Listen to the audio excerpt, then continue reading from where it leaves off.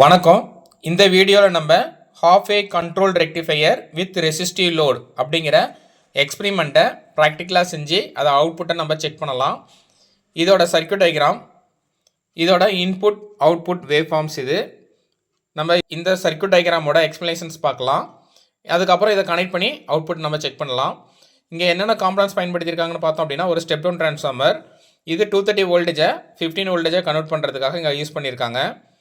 இங்கே வர AC சப்ளையை pulsating டிசியாக மாற்றுறதுக்கு 2 டயோடு பயன்படுத்தி அந்த ஏசியை வந்து பல்சேட்டிங் டிசியாக மாற்றிடுறாங்க. இந்த ரெசிஸ்டன்ஸும் இந்த டயோடும் சேர்ந்து ஒரு ரெகுலேட்டராக ஆக்ட் பண்ணுது. ஜீனர் டயோடு வந்து ரிவர்ஸ் பயாஸில் கனெக்ட் பண்ணியிருக்கனால இது வந்து பார்த்தோம் அப்படின்னா ஒரு வோல்டேஜ் ரெகுலேட்டராக ஆக்ட் ஆகுது. அப்போ இந்த இடத்துல வரப்போ நமக்கு 12 வோல்டேஜாக மாறிடுது. இந்த 12 வோல்டேஜை வந்து பார்த்தோம் அப்படின்னா ஆர்சி சர்க்யூட்டுக்கு கொடுக்குறோம். ஆர்சி சர்க்யூட்டில் வந்து பார்த்தோம் அப்படின்னா 2 ரெசிஸ்டன்ஸ் வந்து பார்த்தோம் அப்படின்னா சீரீஸில் இருக்குது, ஒரு கெப்பாசிட்டர் இருக்குது.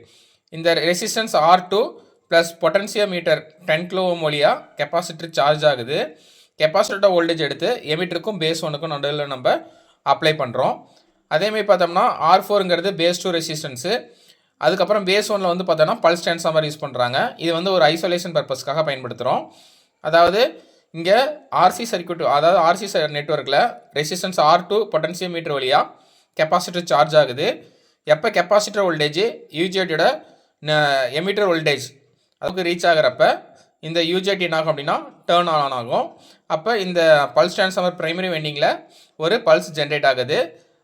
அப்போ பிரைமரி வைண்டிங்கில் என்ன பல்ஸ் ஜென்ரேட் ஆகுதோ, என்ன பல்ஸ் போகுதோ அதே பல்ஸ் வந்து பார்த்தோம்னா செகண்டரிலையும் ஜென்ரேட் ஆகுது. இந்த பல்ஸ் எடுத்து நம்ம எஸ்சிஆரோட கேட்டுக்கு கொடுக்குறோம். எஸ்சிஆர் வந்து பார்த்தோம் அப்படின்னா ஃபார்வர்ட் பயாஸில் அதாவது பாசிட்டிவ் அப் சைக்கிளில் இது ஃபார்வர்ட் பயாஸில் இருக்கும். நெகட்டிவ் ஆஃப் சைக்கிளில் வந்து பார்த்தோம்னா இது வந்து ரிவர்ஸ் பயாஸில் இருக்கும். அப்போ இந்த சர்க்யூட்டை பொறுத்த வரலும் நம்ம கொடுக்குற ஏசி சப்ளையில் ஒரு ஹாஃப் சைக்கிள் மட்டும்தான் என்ன ஆகும் அப்படின்னா எஸ்சிஆர் வந்து ஆன் ஆகும். இன்னொரு ஹாஃப் சைக்கிள் எஸ்சிஆர் வந்து ரிவர்ஸ் பயாஸில் இருக்கனால ஆஃப் ஆயிரும். கேட்டுக்கு கொடுக்குற ட்ரிகரிங் பல்ஸை பொறுத்து எஸ்சிஆர் வந்து ஆன் ஆகும். ஒரு ஹாஃப் சைக்கிள் ஆன் ஆகிறதுனால தான் இது half a controlled rectifier அப்படிங்கிறது சொல்கிறாங்க. இங்கே பயன்படுத்தியிருக்கிற லோடு வந்து பார்த்தோம்னா ரெசிஸ்டிவ் லோடு. அதனால் இது வந்து பார்த்தோம் அப்படின்னா R லோடுன்னு யூஸ் பண்ணுறாங்க. இந்த யூஜிடி ஆன் ஆனதுக்கப்புறம் நமக்கு பல்ஸ் கிடைக்கும். இந்த யூஜிடி ஆன் ஆகிறதுக்கு கெப்பாசிட்டரில் இருக்கிற வோல்டேஜ் யூஜிடியோட நீட்டாக விவிபி வோல்டேஜ் அளவுக்கு ரீச் ஆனதான் யூஜிடி ஆன் ஆகும். அப்போ கெப்பாசிட்டர் வோல்டேஜ் வந்து பார்த்தோம் அப்படின்னா நீட்டாக விபிபி அளவுக்கு சார்ஜ் ஆகிறதுக்கு எடுத்துக்கிற டைமு இங்கே பொட்டன்சியோமீட்டரில் பயன்படுத்தியிருக்கிற ரெசிஸ்டன்ஸ் வேல்யூ பொறுத்து தான் இருக்கும். இந்த ரெசிஸ்டன்ஸ் வேல்யூ வந்து பார்த்தோம் அப்படின்னா கம்மியாக இருந்ததுன்னா கெப்பாசிட்டர் குயிக்காக சார்ஜ் ஆயிரும். இந்த ரெசிஸ்டன்ஸ் வேல்யூ வந்து அதிகமாக இருந்ததுன்னா கெப்பாசிட்டர் சார்ஜ் ஆகிறதுக்கு எடுத்துக்கிற டைம் வந்து கம்மியாக இருக்கும். இப்போ இந்த இன்புட்டில் நம்ம இந்த இடத்துல இருக்கிற சப்ளை வந்து பார்த்தோம் அப்படின்னா இன்புட் வோல்டேஜ். இது வந்து பார்த்தோம்னா சைன்வேவ் சிக்னலாக இருக்குது. இது வந்து இப்போ பல்ஸு, அதாவது கேட்டுக்கு கொடுக்குற பல்ஸ், ட்ரிகர் பல்ஸ் இருக்குது இல்லைங்களா. இந்த பல்ஸ் வந்து பார்த்தோம் அப்படின்னா நம்ம இந்த ரெசிஸ்டன்ஸ் பொட்டன்சியோமீட்டரை வந்து மாற்றுறது மூலிமா இந்த பல்ஸோட பொசிஷன் வந்து என்ன அப்படின்னா மாறும். 0லேருந்து பை இந்த பீரியடுக்குள்ளே மாற்றிக்கலாம். இந்த 0லேருந்து இந்த பல்ஸ்க்குள்ளே நடுவில் இருக்கிற இந்த டைம் வந்து பார்த்தோன்னா ட்ரிகரிங் ஆங்கிள் ஆல்ஃபா. அது வந்து பார்த்தோம் அப்படின்னா இந்த பொட்டன்சியோமீட்டர் டிபெண்ட் பண்ணி இருக்கும். எப்போ நம்ம எஸ்சிஆரோட கேட்டுக்கு ட்ரிகரிங் பல்ஸ் கொடுக்குறோமோ அப்போ எஸ்சிஆர் டேர்ன் ஆன் ஆகும். அப்போ இந்த பாசிட்டிவ் ஆஃப் சைக்கிளில் இருக்கிற அவுட்புட் அப்படியே நமக்கு கிடைக்கும். நெகட்டிவ் ஆஃப் சைக்கிள் வரப்போ என்ன ஆகும் அப்படின்னா எஸ்சிஆர் ரிவர்ஸ் பயாஸ் ஆயிரும். அப்போ ஆன் ஆகாது, லோடுக்கு சப்ளை போகாது. விடி எஸ்சிஆரோட ஆனோடுக்கு கேத்தோடுக்கு இருக்கிற வோல்டேஜ் அவுட்புட் போக மீதி இருக்கிற அந்த வேவ்ஃபார்ம் தான் வந்து பார்த்தோம் அப்படின்னா விடி. அப்போ ட்ரிகரிங் பல்ஸ் கொடுத்தோம்னா எஸ்சிஆர் ஆன் ஆயிரும். அது வரலாம் என்ன ஆகும் அப்படின்னா எஸ்சிஆர் ஆன் ஆகாது. அப்போ 0லேருந்து ஃபயரிங் ஆங்கிள் வரலும் எஸ்சிஆர் வந்து ஆனில் இருக்காது. அப்புறம் ஃபயரிங் ஆங்கிள்லேருந்து பை பீரியட் வரல என்ன ஆகும் அப்படின்னா எஸ்சிஆர் ஆன் ஆயிரும், அவுட்புட் கிடைக்கும். அடுத்தது பையிலேருந்து 2π வரல இருக்கிறப்ப வந்து பார்த்தீங்கன்னா நெகட்டிவ் ஆஃப் சைக்கிள். இந்த டைமில் எஸ்சிஆர் வந்து ஆஃபில் இருக்கும். அடுத்தது திருப்பியும் எப்போ எஸ்சிஆருக்கு ட்ரிகரிங் பல்ஸ் கொடுக்குறோமோ அது வரல எஸ்சிஆர் ஆஃபில் தான் இருக்கும். ட்ரிகரிங் பல்ஸ் கொடுத்தோன்னே நமக்கு அவுட்புட்டில் கிடைக்கும். அவுட்புட்டில் அதாவது லோடுக்கு அவுட்புட் கிடைக்கும். சர்க்யூட்டை வந்து கனெக்ட் பண்ணலாம். இந்த சர்க்யூட்டுக்கு தேவையான காம்பனன்ட்ஸ்னு பார்த்தோம் அப்படின்னா எக்யூப்மெண்ட் டேரெக்டாக நம்ம half a controlled rectifier with RL load அப்படிங்கிற கிட்டு ஒன்று தேவைப்படுது, எடுத்தாச்சு. அடுத்தது நம்ம அவுட்புட் பார்க்குறதுக்கு சிஆர்ஓ ஒன்று தேவை, எடுத்துட்டோம். அடுத்தது இது இந்த காம்பனன்ட்ஸ் எல்லாத்தையும், அதாவது இந்த ட்ரெயினர் கிட்டில் கனெக்ட் பண்ணுறதுக்காக நமக்கு பேட்ச் கார்ட்ஸ் தேவைப்படுது, கொஞ்சம் எடுத்து வச்சுருக்கோம். இப்போ நம்ம 1 by 1 கனெக்ட் பண்ணலாம். அதாவது 230 வோல்டேஜை வந்து பார்த்தோம் அப்படின்னா 15 வோல்டேஜாக கன்வெர்ட் பண்ணுறதுக்கு இங்கே ஒரு டிரான்ஸ்ஃபார்மர் யூஸ் பண்ணியிருக்காங்க. இந்த டிரான்ஸ்ஃபார்மர் வந்து உள்ளே வச்சுருப்பாங்க. இதோட லீடு இங்கே கொடுத்துருக்காங்க. இது 0 0 15 15. ஸோ சென்டர் டேப் ட்ரான்ஸ்ஃபார்மர் பயன்படுத்தியிருக்கோம். ஸோ இதை வந்து பார்த்தோம் அப்படின்னா இதுவும் 15 வோல்ட்டு, இதுவும் 15 வோல்ட்டு, இது 0 வோல்ட்டு. ஸோ இப்போ கனெக்ட் பண்ணலாம். 15 வோல்ட்டில் இருந்து எடுத்து டயோட் D1க்கு கனெக்ட் பண்ணணும். பாருங்கள், 15 வோல்ட்லேருந்து எடுத்து டயோட் D1க்கு கனெக்ட் பண்ணிட்டேன். அதே மாதிரி பார்த்தீங்கன்னா டயோடு D2வோட ஆனோடுக்கு வந்து பார்த்தோம் அப்படின்னா 15 வோல்டேஜ் கனெக்ட் பண்ணணும். கனெக்ட் பண்ணிடலாம். டயோடு D2வோட ஆனோடுக்கும் 15 வோல்டேஜ் கனெக்ட் பண்ணியாச்சு. அடுத்தது டயோடு D1ம் கேத்தோடும் டயோடு D2வோட கேத்தோடும் ரெண்டும் கனெக்ட் பண்ணணும். கனெக்ட் பண்ணலாம். பாருங்கள், டயோடு D1ஓட கேத்தோடு D2வோட கேத்தோடு இது ரெண்டையும் கனெக்ட் பண்ணியாச்சு. அடுத்தது D1 D2 ரெண்டு கேத்தோடு கனெக்ட் பண்ணியிருக்கு. இந்த இடத்துல இருந்து ஒன்று ஒயர் எடுத்து R1ஓட ஒரு எண்டுக்கு கனெக்ட் பண்ணணும். கனெக்ட் பண்ணலாம்.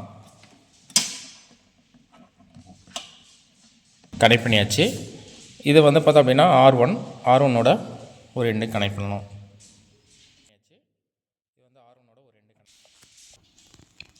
R1ஓட அதர் எண்டில் வந்து பார்த்தோம் அப்படின்னா நம்ம 3 இடத்துக்கு கனெக்ட் பண்ணணும். ஒன்று ஜீனர் டயோடு, R2 ரெசிஸ்டன்ஸோட ஒரு எண்டு, R4ஓட ரெசிஸ்டன்ஸோட ஒரு எண்டு. இப்போ இதை 3ஐயும் கனெக்ட் பண்ணலாம். 3 ஒயர் ஒட்டுக்காக கனெக்ட் பண்ணிட்டேன்.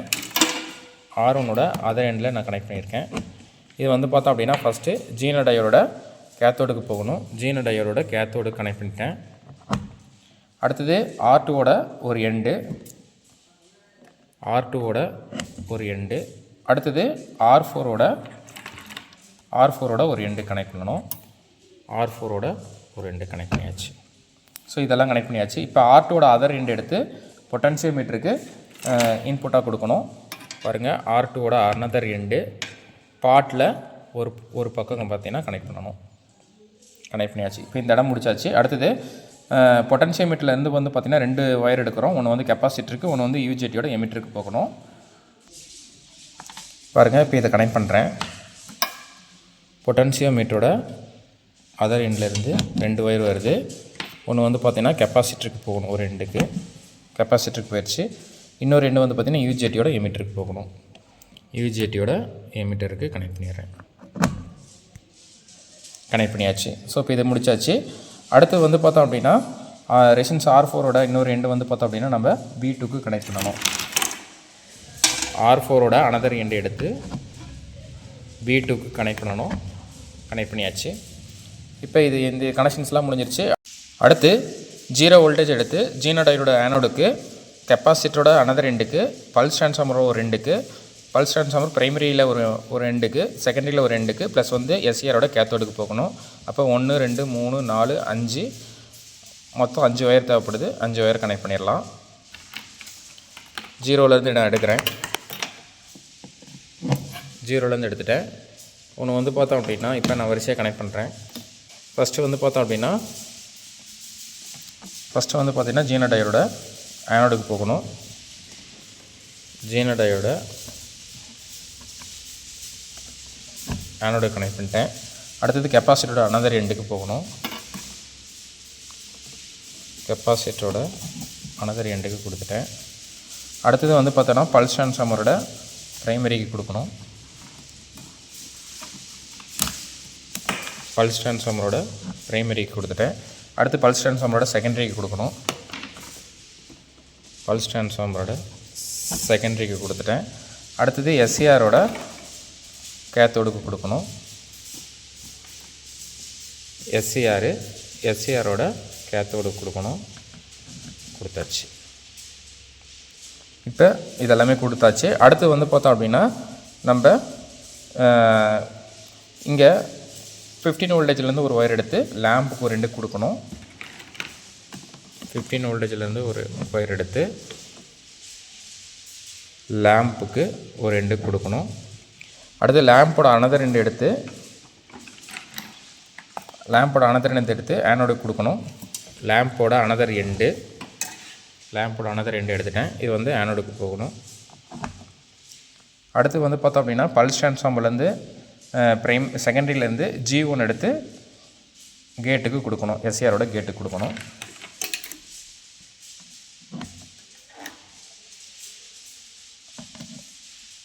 கேட்டு கொடுத்தாச்சு. ஸோ இந்த B1ம் பல்ஸ் ட்ரான்ஸ்ஃபார்மரோட ப்ரைமரி வைண்டிங்கில் ஒரு எண்டும் கனெக்ட் பண்ணணும். அதை கனெக்ட் பண்ணாமல் விட்டாச்சு. பாருங்கள், B1 அடுத்தது பல்ஸ் ட்ரான்ஸ்ஃபார்மரோட ப்ரைமரியில் ஒரு டெர்மினல் கனெக்ட் பண்ணியாச்சு. ஸோ இப்போ இந்த சர்க்யூட் எல்லாத்தையும் கனெக்ட் பண்ணியாச்சு. நம்ம ஆன் பண்ணி அவுட்புட்டை வந்து செக் பண்ணி பார்க்கலாம். ஆன் பண்ணலாம். ஆன் பண்ணிட்டேன். லேம்ப்பு பாருங்கள், நான் பொட்டன்சியோமீட்டரை மாற்றுறதை பொறுத்து லேம்ப் வந்து பார்த்தோம் அப்படின்னா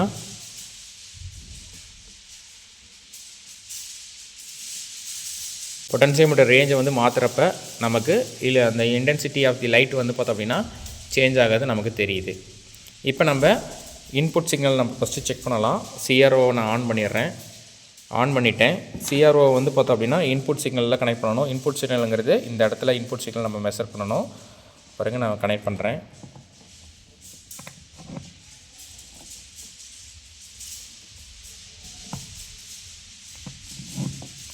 கனெக்ட் பண்ணிட்டேன். இதான் இன்புட் சிக்னலு. ஸோ இதோட ஆம்பிளிட்யூடு பார்த்தோம் அப்படின்னா பாருங்கள் 1 2 2.2 இருக்குது. 2.2 × 10 வோல்ட்டு. அப்போ ஆம்பிளிட்யூடு வந்து பார்த்தோம் அப்படின்னா 2.2 அப்படிங்கிறப்ப வந்து பார்த்திங்கன்னா 22 வருது. அதாவது 1 2 2.2 இருக்குது. அப்போ 2.2 × 10 போடுறப்ப நமக்கு 22 வோல்டேஜ் வருது. அப்போ ஆம்பிளிட்யூட் ஆஃப் தி சிக்னல் வந்து பார்த்திங்கன்னா 22. டைம் வந்து பார்த்தோன்னா நமக்கு தெரியும். பாருங்கள், டைம் வந்து 50 ஹெர்ட்ஸ், அதாவது ஃப்ரீக்வன்சி வந்து 50 ஹெர்ட்ஸில் தான் இருக்கும். பாருங்கள், 1 2 3 4 இதுதான் time. So 4 × 5 milli seconds. So அப்போ 4 × 5 மில்லி செகண்ட்ஸ் வந்து பார்த்தோம் அப்படின்னா 20 மில்லி செகண்ட்ஸ். ஸோ இதை வந்து பார்த்தோம் அப்படின்னா இதோட டைமு. ஸோ இப்போ நம்ம இன்புட் சிக்னல் பார்த்தாச்சு. அடுத்து நம்ம கேட்டுக்கு கொடுக்குற சிக்னல் நம்ம பார்க்கலாம். அதாவது கேட்டுக்கு கொடுக்குற அந்த பல்ஸ் சிக்னல் பார்த்தோம் அப்படின்னா நம்ம கேத்தோடுக்கும் கேட்டுக்கும் நடுவில் எடுக்கணும். பாருங்கள், நான் எடுக்கிறேன். பாருங்கள், இப்போ சிஆர்ஓவை இதுக்கு ரெண்டுக்கு நடுவில் கனெக்ட் பண்ணிட்டேன். நமக்கு பல்ஸ் கிடைக்கிறது தெரியுது. நான் இப்போ பொட்டன்சியோமீட்டர் அட்ஜஸ்ட் பண்ணுறப்ப என்ன ஆகும் அப்படின்னா நமக்கு பல்ஸ் வந்து நமக்கு நல்லாவே தெரியும். ஸோ இதெல்லாம் வந்து பார்த்தோம் அப்படின்னா மல்டிபிள் பல்ஸ் வந்து பார்த்திங்கன்னா ஒரு ஹாஃப் சைக்கிளில் ஜென்ரேட் ஆகுது. ஏன்னா நம்ம இங்கே பயன்படுத்தியிருக்கிறது ரேம் ட்ரிகரிங் பயன்படுத்தியிருக்கோம். ஸோ அதனால் இப்படி தான் இருக்கும். அடுத்து நம்ம அவுட்புட் வோல்டேஜை பார்க்கலாம். அவுட்புட் வோல்டேஜ் வந்து பார்த்திங்கன்னா லேம்புக்கு அக்ராஸாக கனெக்ட் பண்ணணும். அதாவது இந்த லேம்புக்கு அக்ராஸாக கனெக்ட் பண்ணணும். கனெக்ட் பண்ணலாம்.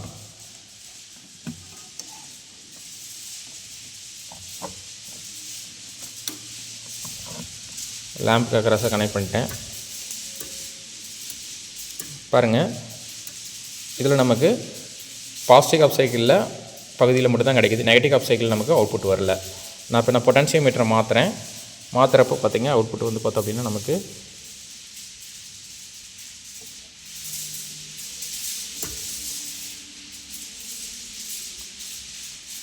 கிடைக்கும். ஸோ இதில் வந்து பார்த்தோம் அப்படின்னா நமக்கு நெகட்டிவ் ஆஃப் சைக்கிள் நமக்கு அவுட்புட்டில் கிடைக்காது. பாசிட்டிவ் ஆஃப் சைக்கிளில் ட்ரிகரிங் பல்ஸ் கொடுத்ததுக்கு அப்புறம் தான் நமக்கு அவுட்புட் கிடைக்க ஆரம்பிக்கும். அதுதான் அப்போ ட்ரிகரிங் பல்ஸ் எந்த இடத்துல கொடுக்குறோமோ அதுலேருந்து நமக்கு அவுட்புட் கிடைக்குது. நெகட்டிவ் ஆஃப் சைக்கிள் அவுட்புட் கிடைக்கல.